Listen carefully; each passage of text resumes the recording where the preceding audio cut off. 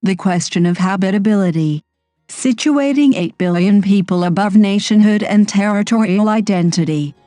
If one could take a snapshot of the current zeitgeist of the world, what would it look like? What would it signify 50 years from now? A farewell to democracy in slow motion? A burnout society of enmity and overshoot? A world of relationships without desire? An eternal cosmos of digital addictions and neuronal reconfiguration? Horrific wails of blood-stained children and announcements of genocide featuring dismembered beings? A world of mass surveillance and unlimited information? A time of medication as well as poison? The awakening of decolonization and forever wars of conquest and occupation, between opposing faiths, of reform, redemption, transformation, abandon and magic healing? All the above and much more, together symbolize the sacrament of our times, and may set off our thoughts in any direction, forming new relations with each word or a set of affirmations. Dystopia or utopia,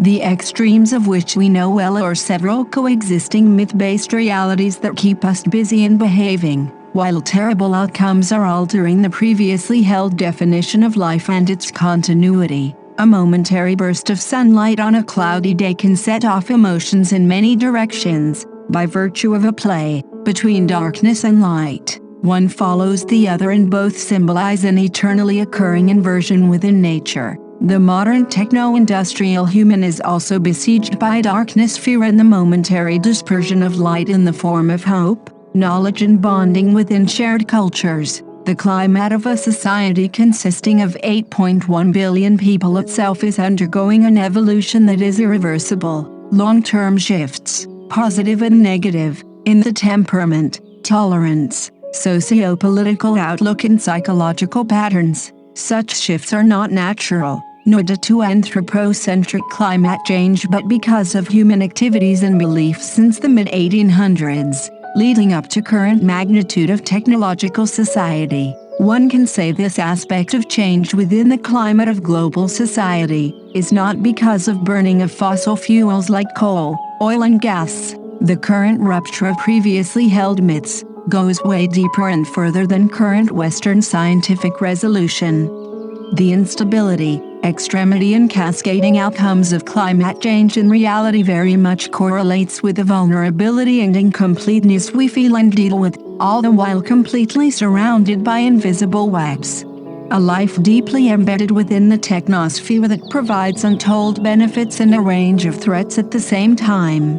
The following story is motivated by three emerging facets of our world, which are unable to contain themselves or remain within existing maxims of governance, law and economics. Three radical and globally prescient visions. 1. That debases the universal worldview, framed on Western democracy and the Enlightenment. 2. A genuine and commonly usable deconstruction of the world in transition. 3. Our return to life, one that has been abandoned to the powers of death. Imminent threats which common beings face, governed by extraordinary power and ideas, the will to overcome and the involved tyranny.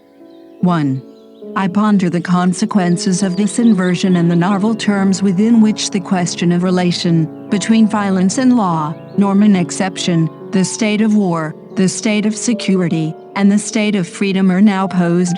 Nevertheless, what matters above all else is our common vulnerability and finitude, as Shimbemb, necropolitics, clouded by an existential crisis, one that we all share, perhaps, one way or another, is unable to position or place itself with clear meaning and purpose. We can make sense of life only by understanding the life of the other living beings and maybe even the non-living. Like Frantz Fanon insisted, that he himself existed as a living form only when he could rectify the asymmetry of relations with a dimension of reciprocity and care for humanity. Our attitude towards reciprocity and care is largely defined and influenced by a range of ideas, of nationhood, race, identity, language, knowledge, law, history, wealth, property, and on. Regardless, some of these constructs can also be understood as totally imaginary, myths or as invisible boundaries,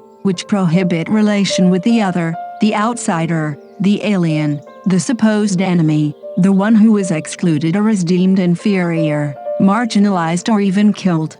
For one set of people to thrive on the planet, the rest must toil, must pay a price and worst be sacrificed frequently. Decades ago, famous historian Arnold Toynbee viewed the price of civilization correctly by saying the West needs to acknowledge and atone for its aggression if the world is to find peace and stability. The word habitability, which symbolizes the quality of an ecosystem, of being good enough to live in, or simply put, you love the fact that your neighborhood or town is a great place for all different types of people to live. Habitability was at some point in the past a matter of planetary choice, yet defined by natural limits such as oceans, rivers, mountains, deserts, forests, etc. Human ingenuity, technology and terraforming overcame all that over centuries.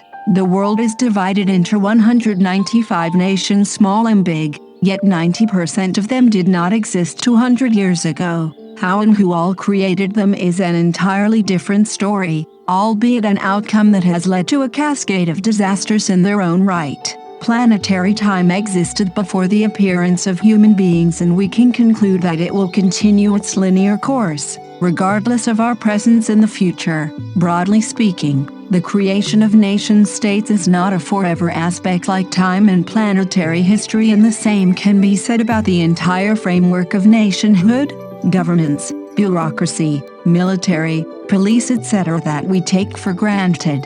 The new partition of the Earth emerged just about 200 years ago, and at its center were the Western powers, and on the margins, the peripheries were realms of excessive struggle, poverty, destined for occupation, instability and pillage. That horrible epoch is ending, for worse lack of habitability to come, also pointing to new borderless worlds in the future. Born and raised in Cameroon, writer, historian and political theorist Achille Mbemba unpacks the possibility of a borderless world as an extension of a decolonized future and the eventual elimination of what we know, and sometimes pride upon, as nationality, as markers of identity, falling upon superiority or inferiority, color or language. Mbemba warns us that eventually nation-states, especially those created as an outcome of European colonialism and 20th century wars, are a severely harmful idea, akin to organized religion,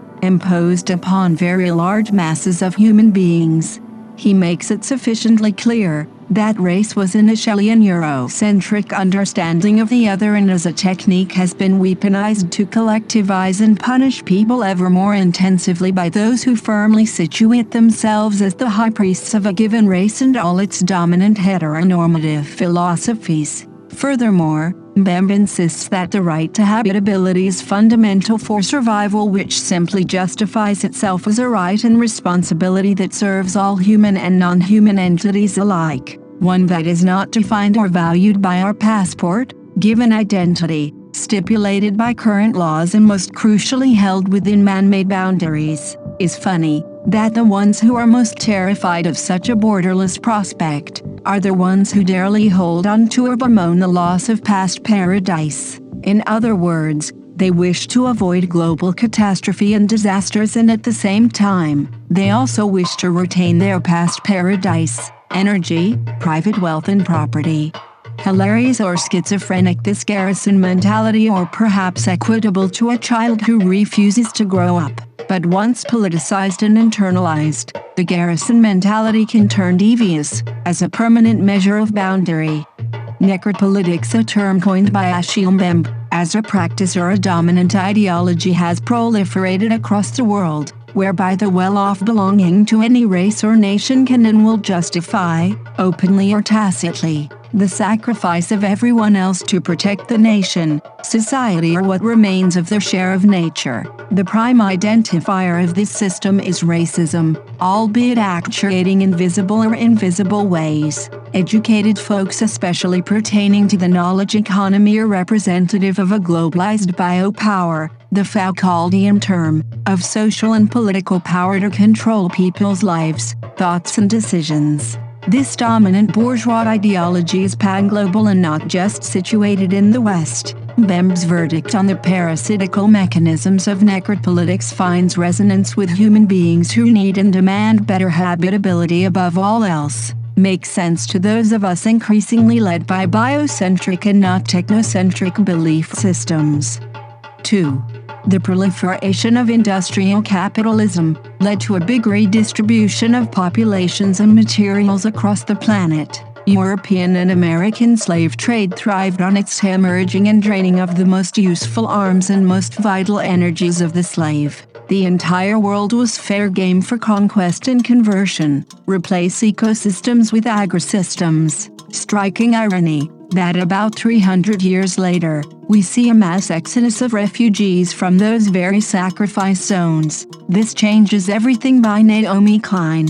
The above historical legacy that is often touted as a trajectory of unbelievable progress and development, also wielded a mass exodus, refugees and illegal migrants scattered around the world, especially besieging the North EU and North America. As a consequence, the entire world is now entwined in racial principles, identities and return to enclosures, much like how it was at the zenith of European colonization a few hundred years ago. It has only gotten worse, not just because of population as certain experts like to explain, but the devastating parasitical grip of capitalism, one that sustains itself upon rising material scarcity and forms of violence imposed upon the many by the few. That is sufficiently clear within the erstwhile affluent West, compared to the deregulated rest. The globalized visions and sermons of Samuel Huntington and Slavoj Žižek rendered worthless by a reality fraught with global destabilization, unrest, unprovoked invasion, infiltration and ever-frequent catastrophes, man-made or natural.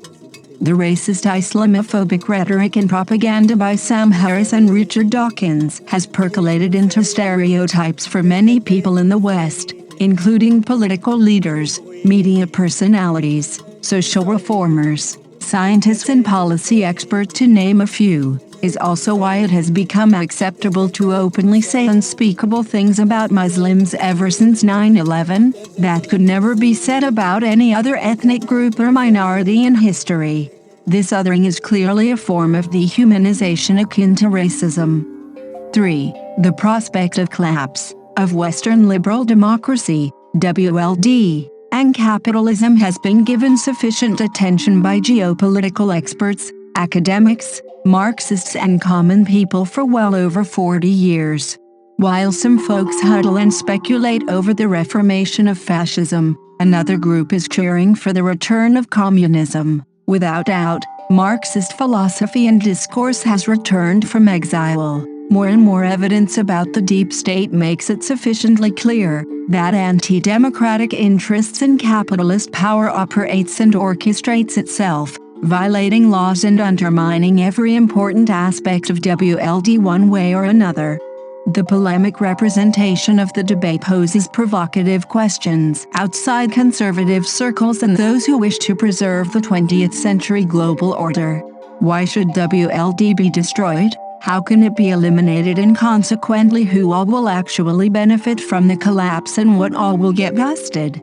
French philosopher Etienne Balibar provides a bunch of ideas to begin as an approach to catastrophic times. Referred to as the negation of the negation, Balibar reminds us about the power of social change, in which the exploitative capitalist system is eventually superseded by a socialist revolution that negates the negation, something that has happened across the world throughout the 19th and 20th century. Alice the Winner, or say Power of Capitalism, in its current ultra-financialized form is all about extraction and short-term gains. A genuinely selfish and fatal belief that has wielded ever-frequent disasters and waves of misery, effectively consuming the tree of life besieged by a parasitical system backed by the vicious messianic billionaire class.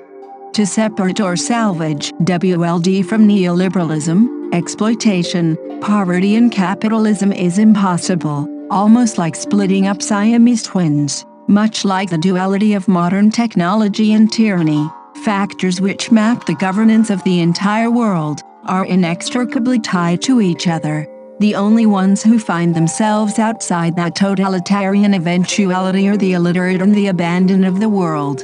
Etienne Balibar outlines the incoming return to socialist management of society as the magnitude of current changes are bound to carry over, as impact through decades and most likely create ungovernable regions within the political map of the world, including the European Union and North America. But the indictment we set upon the agents of capitalism in the forthcoming revolution cannot be taken as self-sufficient, without creating new systems of social power, production and consumption, interdisciplinary in nature, commonly actuating on technological, social and spiritual levels. The various dimensions of catastrophe force us to consider socialism over incoming barbarism, and by barbarism I mean endless wars, racism, concentration of capital and power vis-a-vis fundamentalism and nationalism, sustained by media propaganda, dystopia or utopia. 4. In 2019 there were approximately 82 million refugees in the world. The figure stands at approximately 118 million today. 1 out of every 68 people on Earth is now displaced. Nation-states and global organizations like the UN, Save the Children and UNRWA cannot resolve the current outflow of people towards multiple uncertainties and across geographies. Waves of migration from the global south towards the north, via thousands of routes, has begun to blur the criteria of national belonging. Thousands are fleeing the West as the prospects of democracy diminish altogether. This has not only caused alarm and concern, but also a learning about the temporal nature of identity based on loyalty to a nation, holding a passport or signing up for a type of governance. It's obvious that survival is way more prescient than the imposed geopolitical limits and range of tactics to militarize borders. To belong to a nation is no longer based on origin but also of choice and ability, which is why an ever-growing number of people participate in several types of nationalities attempting to migrate, however under legal or illegal conditions. The numbers are most often used to arouse fear of and propaganda against outsiders and sometimes even baseless hysteria of invading hordes and criminals. One can understand this as a deep conviction shaped by the dominant cultural apparatus of a society, Hollywood, disaster fiction, overall surge of dystopia, climate anxiety, extreme events and the return of conservative but tiny opulent societies. Karl Popper, Enemies of Open Society. But neither the environment nor nature or the impacts of natural and man-made events can be contained by international borders or by a garrison mentality, Northrop Frye, or by high-tech military intervention. For what has already become a global and terrestrial condition that impacts every human being, include all agents and milieux of life, water, air, dust, microbes, bacteria, insects, the dispersion of metals, minerals and chemicals into the oceans and rivers, the entire panoply of the Earth's new inhabitants and their righteous claim to habitability. Achille Mbembe. If we return to what all that birthed the modern world, or call it the scene of crimes, we would find untold misery and almost endless sacrifice. Geographies defined by slavery, dispossession, settler colonialism and the origins of capitalism. Great values set at the foundation of not-so-great nations are eventually giving way to common vulnerability, chaos, loss of habitat, deadly unchecked technological power and eventually to the realization of finitude. Nothing is forever. But ultimately, if humanity exists through being in and of the world, we may create mutually useful relationships with the others, based on the reciprocal recognition of our limits and finality. Otherwise everything can be transvalued as a commodity, up for exploitation by the few over the backs of the many. However many billion people as of now or next year, the Earth will always remain a fixed system, within that framework, consisting of general ecology and a broad end geography, one that is spherical and open, makes us truly planetary. I no longer believe that the world is an artifact that only humans make. We just happen to inhabit within, yearning for more habitability and reciprocity for the time being, albeit in ever significant numbers, caught between intense lights or engulfing darkness. Written by Audio Pervert. Read, share, and subscribe to the Counterintuitive. audiopervert.substack.com